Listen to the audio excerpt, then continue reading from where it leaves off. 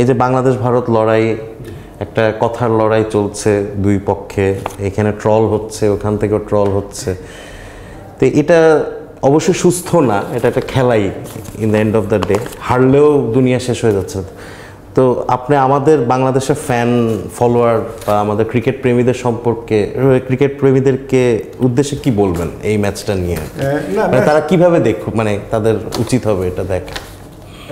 খেলাটা তো খেলাই, সেটা নিয়ে দেখা উচিত মনে হয়। এবং আমরা কিন্তু মাঠে প্রতিদ্বন্দ্বিতা করছি, ভালো খেলছি বলেই কিন্তু আমাদের নিয়ে লোকে এত কথা বলছি। তো এটাকে পজিটিভ হিসেবে নেওয়াই ভালো। আমি তো পজিটিভলি নেই, কারণ বাংলা যদি ভালো না খেলতো তাহলে কিন্তু এত কথা হতো না।